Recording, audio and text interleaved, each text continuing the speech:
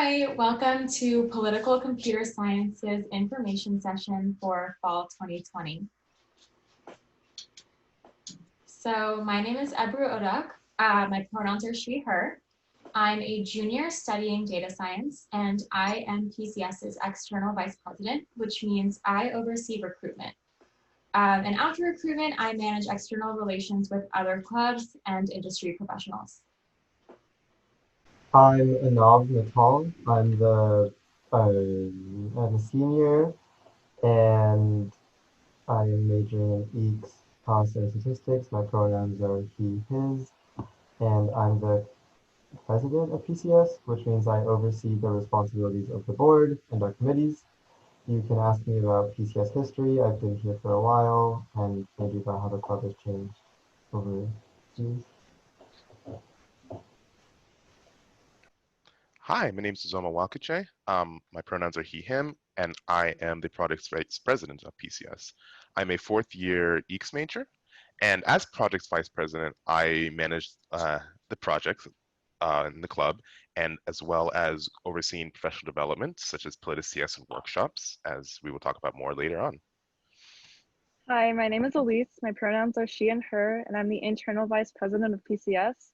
I'm a senior studying computer science and data science as a double major. As internal VP, I lead the weekly general meetings, and I also oversee the PCS budget and event logistics. So feel free to ask me more about general meetings and social events. So, what is PCS?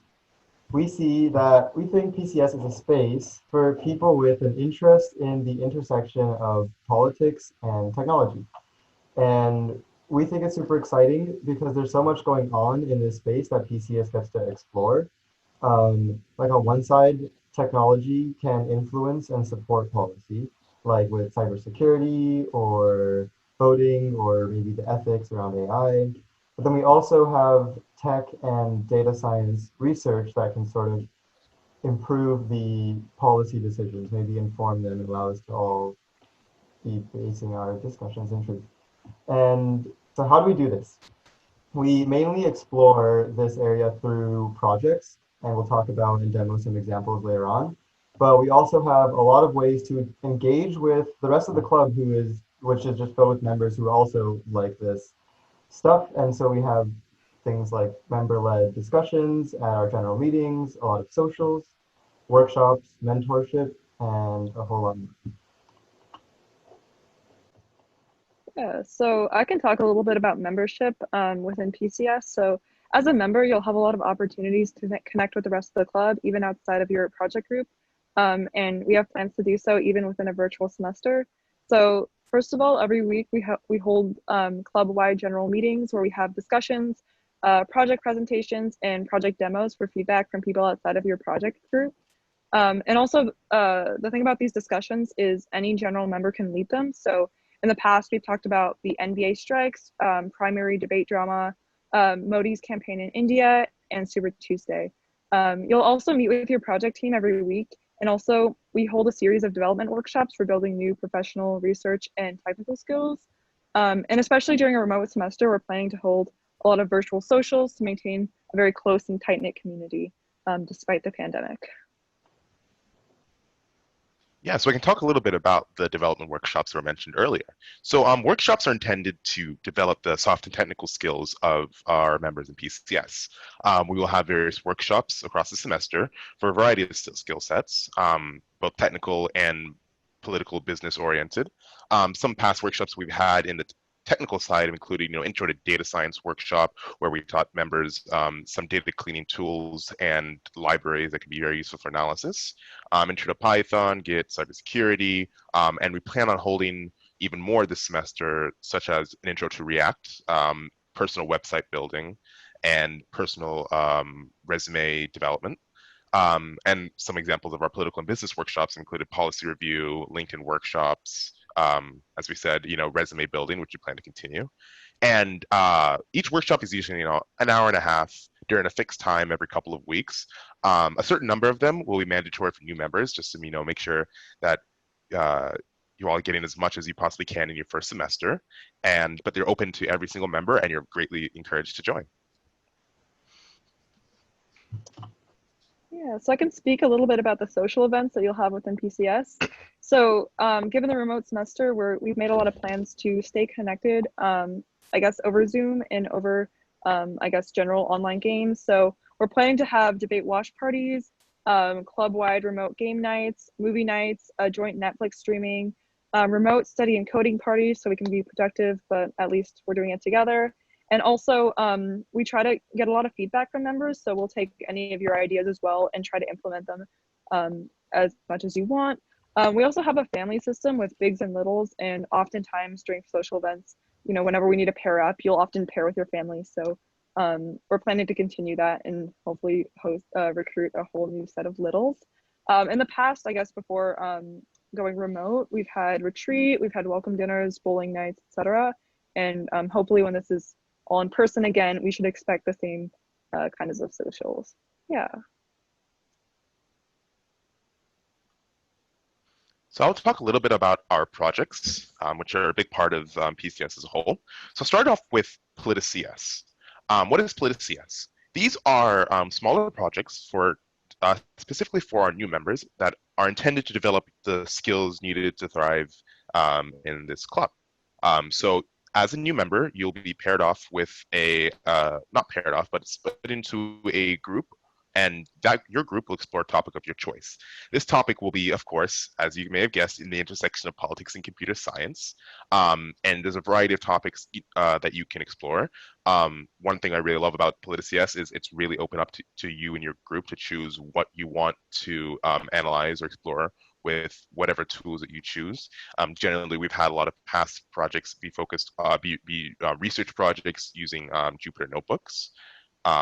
But this semester, we've decided that new members, we want to ramp this up a little bit. So new members will be exclusively focusing on PolitiCS projects, and they will be throughout the semester.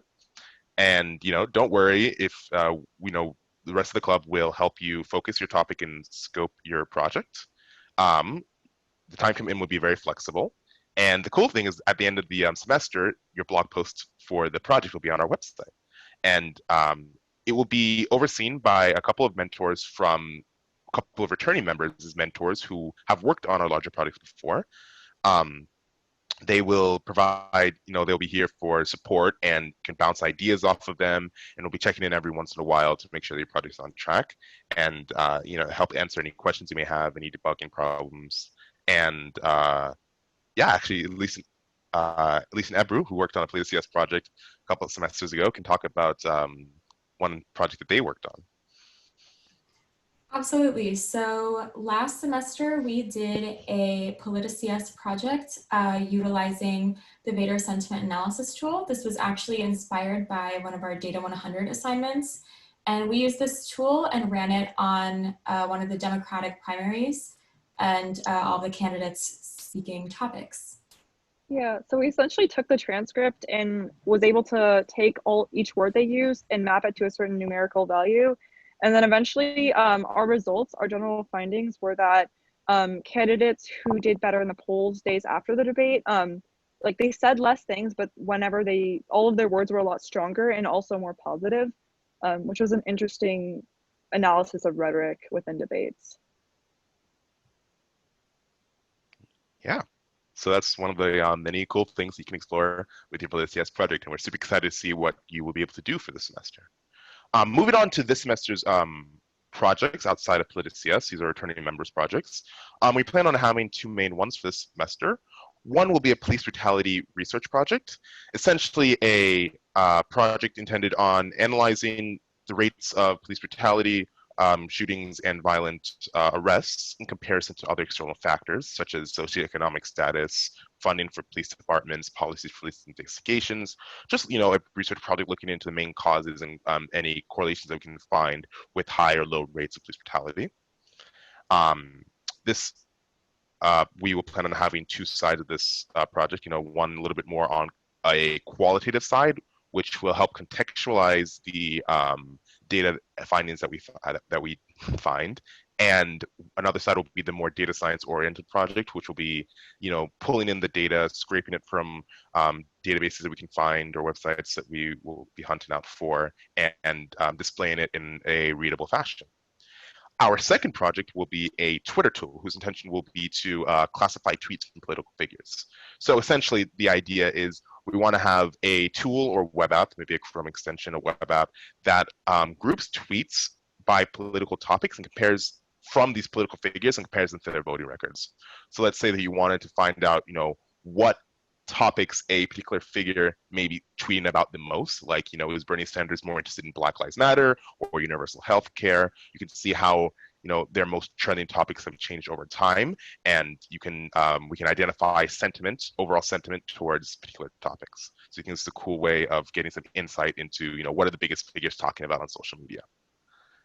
And we can actually show you an example of a past project that we're really excited to talk about. This one is called DARP. It's actually available on our website right now, so you can go around and play with it. But what is DARP? DARP, which stands for Data Access, Rights, and Privacy, is a web tool that was a project from a year and a half ago. And it is essentially a web tool designed to rank countries by different metrics on their data privacy laws, and assign them a grade based off of the research that was done on their data laws, and compare them in a nice, easy visual manner to other countries across the world. So you can see right now, Argentina has an overall B in our DARP rating. This is based off of different factors such as, their rights to access and consent, law enforcement access to data localization, enforcement of these laws. And yeah, we can see that we have options for different countries around the world.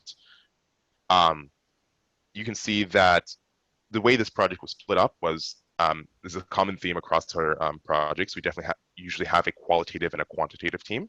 The qualitative team did a lot of research on these data laws and provided us with the blurbs for these countries and summaries of their policies. And the technical team, the more quantitative team, designed the web app and the visualization and made it very easy to pipe in this data and make it into a very cute web app that we're really, really proud of. And you can go on and play with it on our website if you so choose to. And yeah, this is one example of like some really, really cool projects that we think help bring awareness to political topics and get people excited to like learn more about things like, data privacy. So yeah, if you have any other questions about our projects, feel free to reach out to any one of us. Alrighty, and now it's time to talk about recruitment and your application. So our application is designed to be super accessible to people of all majors and experience levels.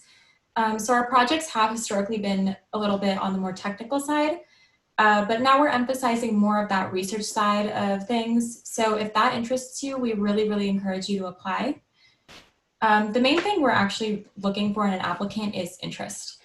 Right, so we have two applications, and one is for development and one is for research, and that's typically how our projects have been split up, as Uzoma said. And if you're accepted, that will be your role for the semester, but you will not be locked into this role forever. If you change your mind, you can totally get onto a new project and have a different role. So everything's kind of flexible within the club. This is just going to be your position for the first semester. So our recruitment timeline, so you'll be seeing this the week before our applications are due, and that would be Thursday, September 10th at midnight Pacific time. And then after that, we'll send you out an email where you can sign up for coffee chats. This is just like a 20 to 30 minute Zoom little chit chat with someone who's part of the club right now. It's not going to be scary. Please don't worry. We're not going to ask you to do a leak code problem. And you can just sign up for these whenever, and if a time doesn't work for you, please reach out to us via email. We can get something to work, and that'll be September 13th through 15th. And expect your decision on Wednesday the 16th via email, and our first general meeting will be the next day on September 17th from 8 to 9 p.m. Pacific, as all of our meetings are.